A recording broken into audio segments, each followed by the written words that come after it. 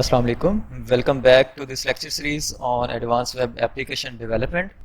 और हमारा आज का टॉपिक है strongly typed views in MVC application. So इसको स्टार्ट करने से पहले हमने अपने लास्ट लेक्चर में जो डिस्कस किया था हमने बात की थी व्यू डेटा की और फिर उसके बाद हमने बात की थी view bag. So view bag and view data ये दोनों actually loosely typed view models हैं जो कि यूज़ होते हैं to pass data from controllers to views. और इसमें हमने देखा था कि view bag and view data दोनों लूजली टाइप व्यूज़ हैं.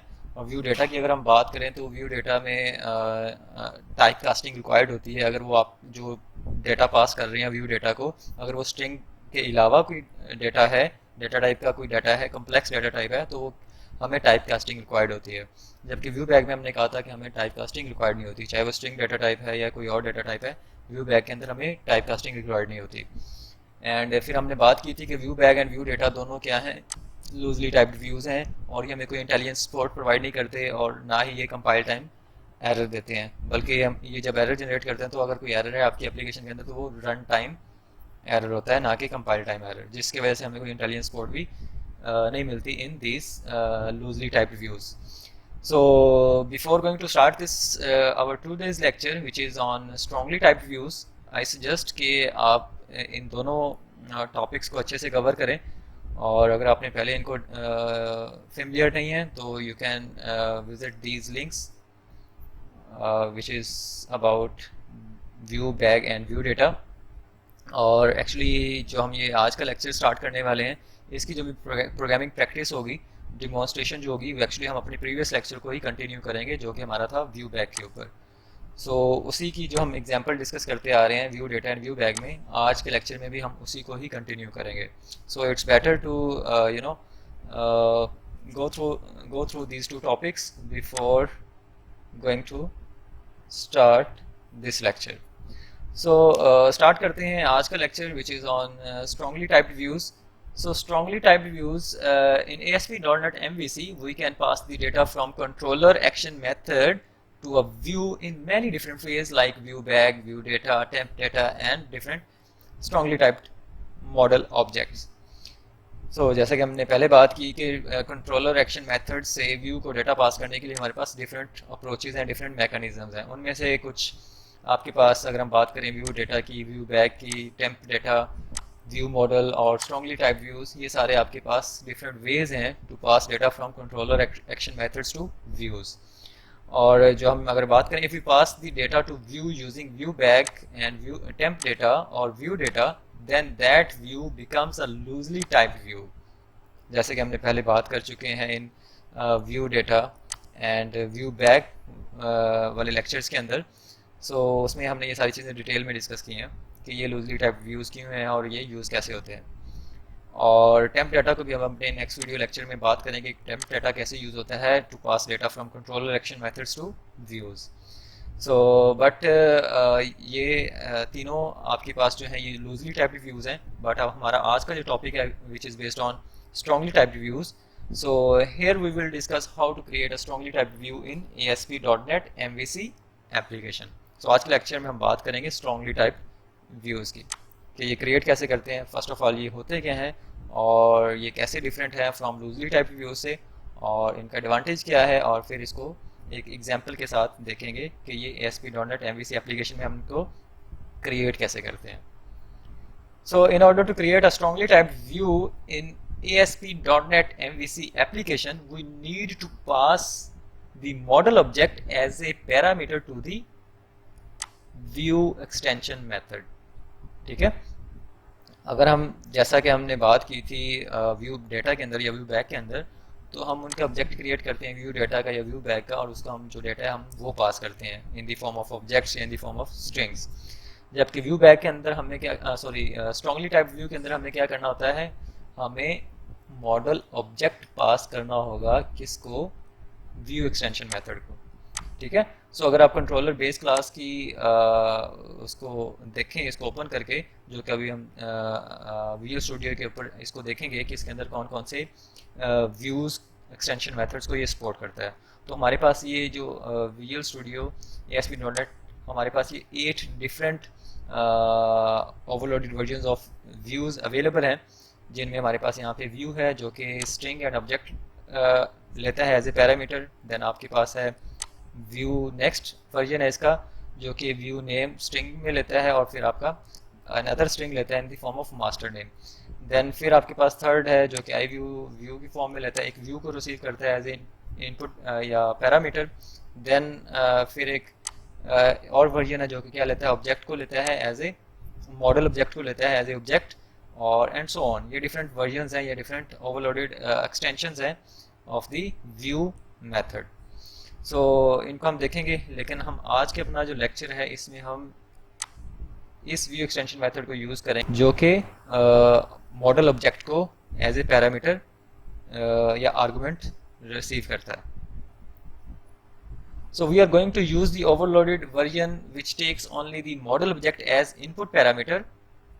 So modify the index action method of the home controller as shown below to pass the employee object as a parameter to the view extension method.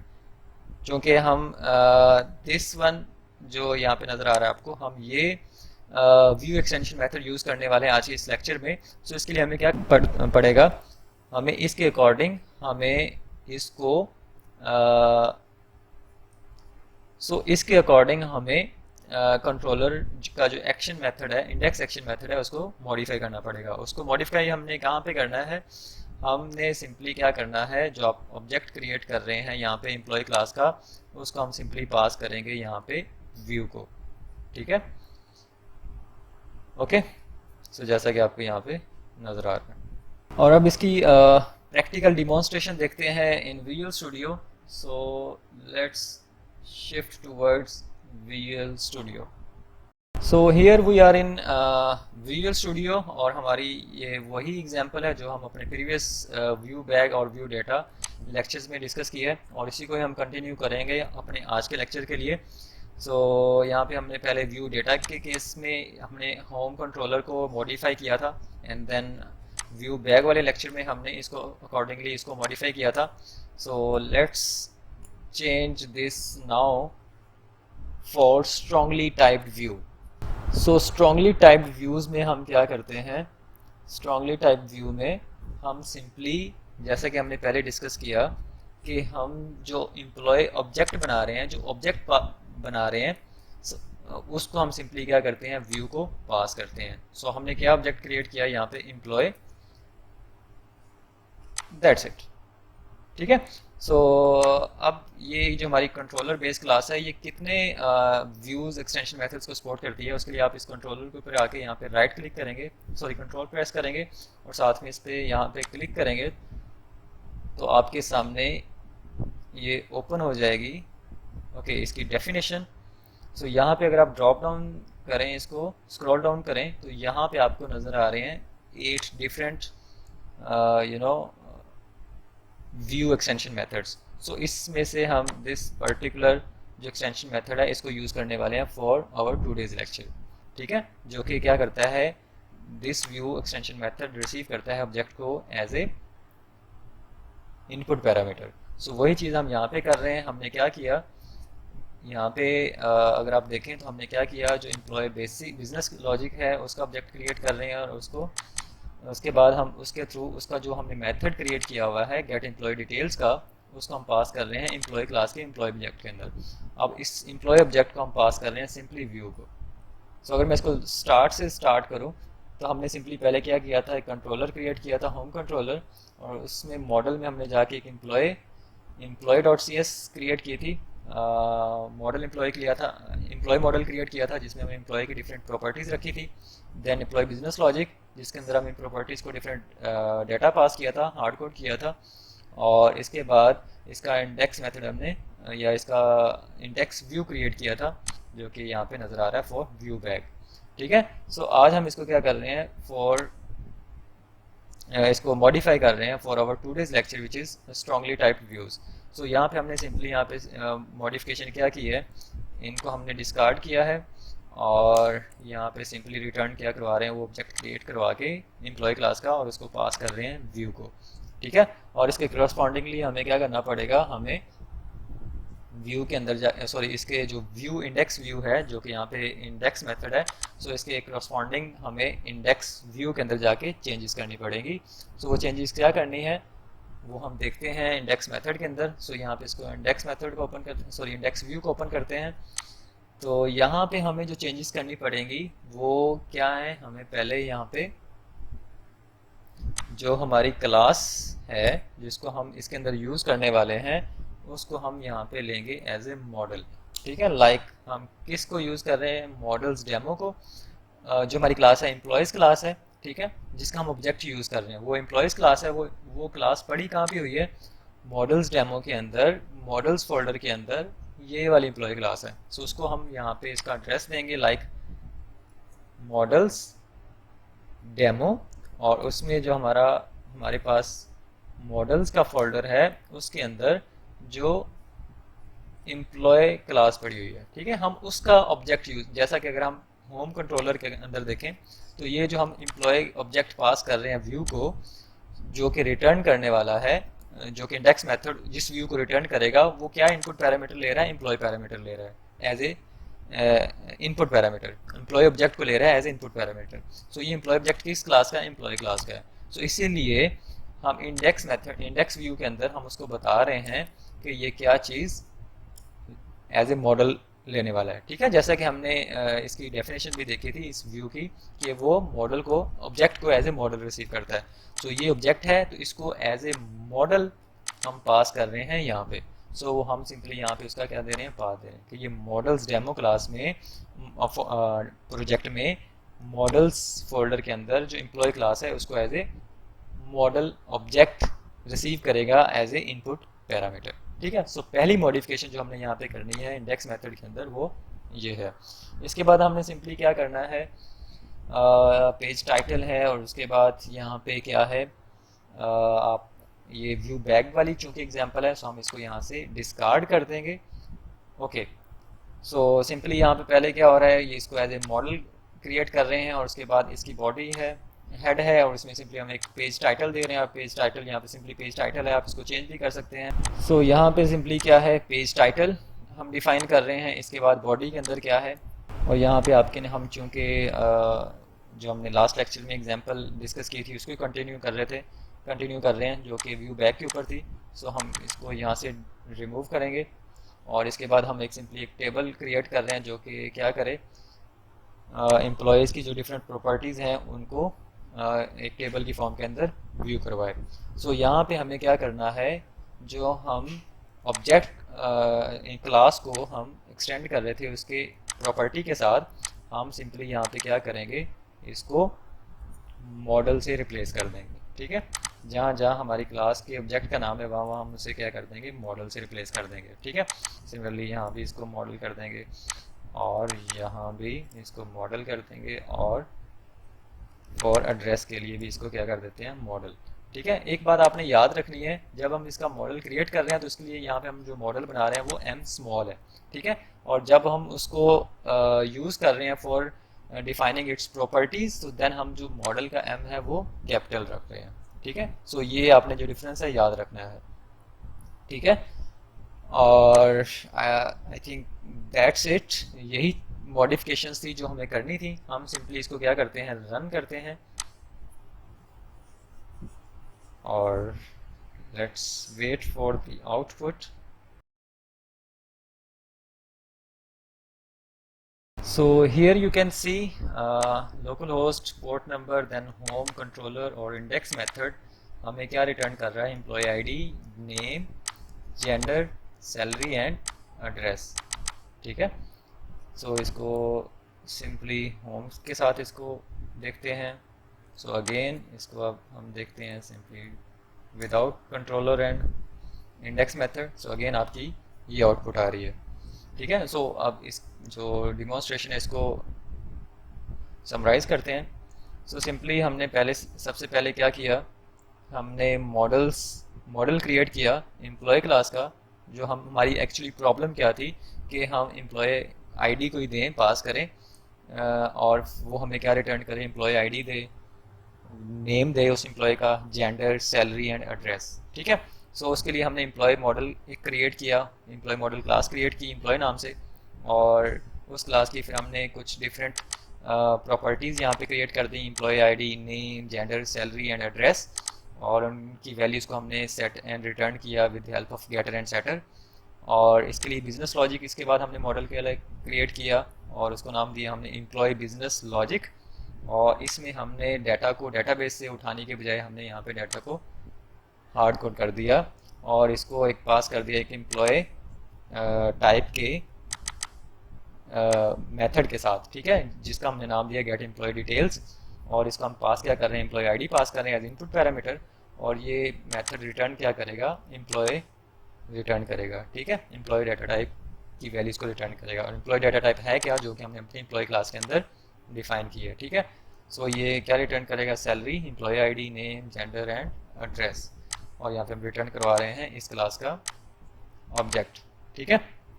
और इसके बाद हमने क्या किया, controllers के अंदर गए और कंट्रोलर्स में हमने क्या किया, सिंपली जो बिजनेस लॉजिक है उसका ऑब्जेक्ट क्रिएट किया, और उसके बाद एम्प्लॉय का जो क्लास है उसका ऑब्जेक्ट क्रिएट कर रहे हैं, और जो कि क्या करेगा, बिजनेस लॉजिक का जो ऑब्जेक्ट है उसके थ्रू उसका जो मेथड है बिजनेस लॉजिक के अंदर, क्लास के अंदर जो हमने मेथड क्रिएट किया हुआ है get business logic, get employee details, उसको कॉल करेगा उस क्लास के ऑब्जेक्ट के साथ और उसको पास करेगा एम्प्लॉय को, जो कि एम्प्लॉय क्लास का ऑब्जेक्ट है, और उसको हम सिंपली क्या कर रहे हैं, व्यू को पास कर रहे हैं, ठीक है। अब व्यू के अंदर हम क्या करेंगे, एक्चुअली ये जो व्यू है ये क्या करता है, मॉडल ऑब्जेक्ट को एज ए इनपुट पैरामीटर लेता है। सो यही चेंजिंग्स हमने करनी है इंडेक्स के अंदर जाके। सो इंडेक्स के अंदर हम सिंपली क्या कर रहे हैं, जो जिस क्लास का ऑब्जेक्ट पास कर रहे हैं हम व्यू को, उसका हम पाथ दे रहे हैं यहाँ पे और उसको कंसीडर कर रहे हैं एज ए मॉडल, ठीक है, M model with small M, ठीक है। उसके बाद हमने इस पेज को सिंपली एक टाइटल पेज दे दिया, टाइटल दे दिया जिसका पेज टाइटल है, ठीक है, या फिर हम सिंपली इसको इंडेक्स कर देते हैं, ठीक है, कि ये एक इंडेक्स पेज है।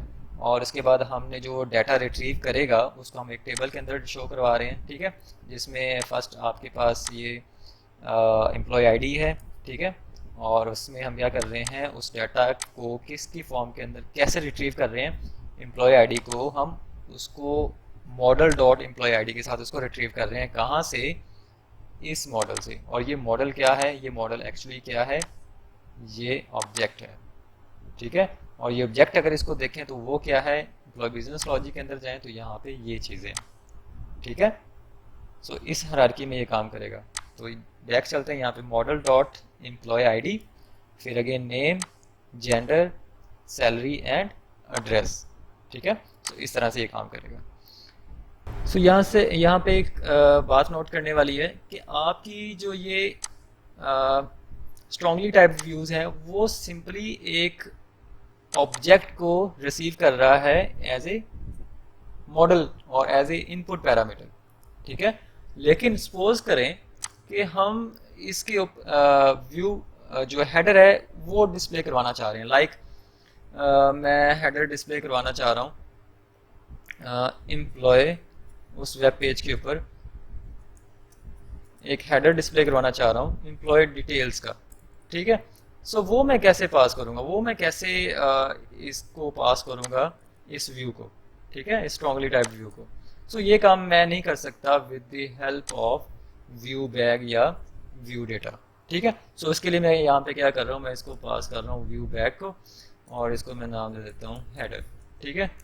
So view bag dot header is equal to employee details, ठीक है।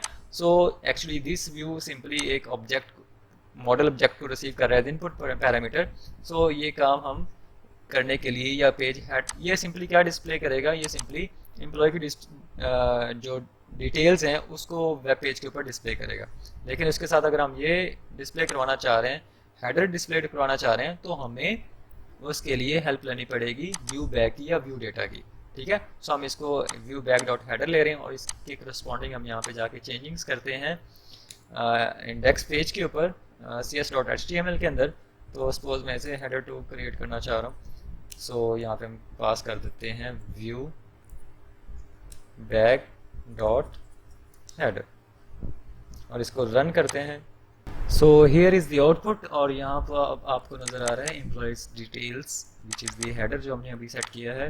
और इसके बाद ये वही इंफॉर्मेशन है जो कि एम्प्लॉय ऑब्जेक्ट के थ्रू पास कर रहे हैं हम from controller action method to view. ठीक है, सो जो कि हमें रिसीव हो रही है एम्प्लॉय मॉडल के थ्रू और ये हमें रिसीव हो रही है व्यू बैक के थ्रू। सो ये था स्ट्रांगली टाइप्ड व्यूज़ और ये किस तरह से डिफरेंट है लूजली टाइप व्यू से व्यू डेटा या व्यू बैक से, और ये कैसे इनका एडवांटेजेस क्या हैं। So let's discuss its advantages over loosely type views. So advantages of using strongly typed views in ASP.NET MVC application. So we will get following advantages when we use strongly typed views in ASP.NET MVC application.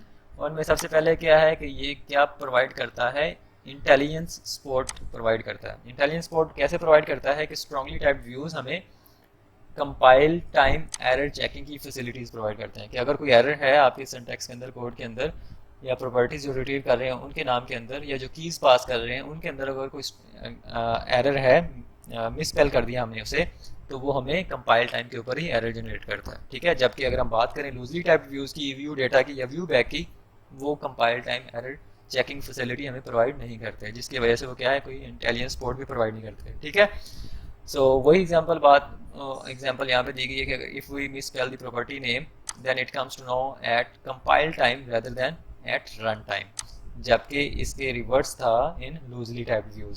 So in our example we are still using view bag to pass the header from controller to the view.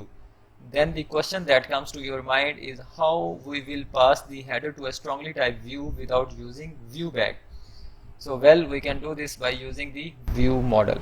So in our next lecture हम बात करेंगे view models की और देखेंगे कि वो हम without using view bag या व्यू डेटा हम किस तरह से सारे का सारा काम या मल्टीपल मॉडल्स को अपनी इस एग्जांपल में, या जो स्ट्रांगली टाइप व्यूज़ हैं ये सिर्फ एक मॉडल को सपोर्ट करते हैं एक क्यूरी के अंदर, ठीक है, या एक HTTP रिक्वेस्ट के अंदर। और सपोज करें कि एक HTTP जो रिक्वेस्ट है वो एक से ज़्यादा मॉडल्स को रिट्रीव करना चाह रही है, एक से ज़्यादा मॉडल्स या ऑब्जेक्ट्स के डाटा को रिट्रीव करना चाह रही है, तो उसके लिए हम स्ट्रांगली टाइप व्यूज़ को यूज़ नहीं कर सकते। सो तब हम बात करते हैं व्यू मॉडल की कि एक से ज़्यादा, लाइक अगर हम सिंपल सी बात करें कि हमने हेडर शो करवाना था और वो मॉडल जो ऑब्जेक्ट था हमारे पास एम्प्लॉय का उनको शो करवाना, तो हम स्ट्रांगली टाइप व्यूज़ के थ्रू वो काम नहीं कर सकते।